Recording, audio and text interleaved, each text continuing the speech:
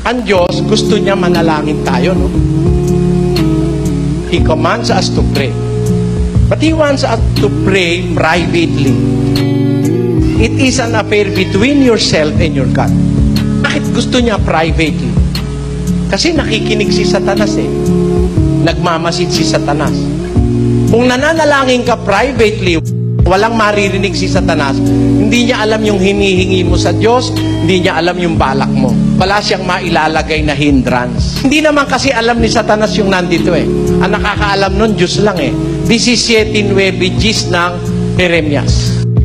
Ang puso ay magdaraya ng higit kaysa lahat na bagay at totoong masama. Sinong makaaalam? Akong Panginoon ay sumisiyasat ng pag-iisip. Aking tinatarok ang mga puso upang magbigay sa bawat tao ng ayon sa kani-kanyang lakad, ayon sa bunga ng kani-kanyang mga gawain. Sino raw nakakaalam ng puso? Ang Diyos. Di naman niya sinabing, sino nakakaalam? Akong Panginoon, saka si Satanas.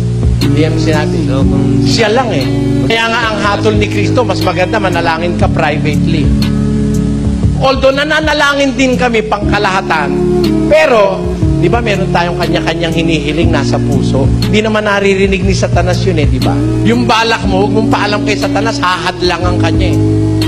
Ngayon, ang ibig ko lang sabihin, mabuti basahin muna natin yung Mateo 6. Datapwat ikaw, pagka ikaw ay mananalangin, pumasok ka sa iyong silid, at kung mailapat mo na ang iyong pinto, ay manalangin ka sa iyong Ama na nasa lihim, at ang iyong Ama na nakakakita sa lihim ay gagantihin ka.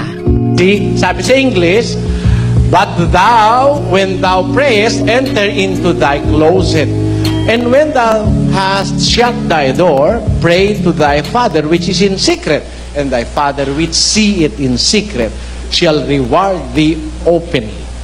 So, ang gusto ng Ama, sikreto. Ngayon, para wag kang makakita ng mga hindrances along the way, nagpapadoktrina ka, huwag mo munang ipabalita. Have a mastery of what you are trying to discover.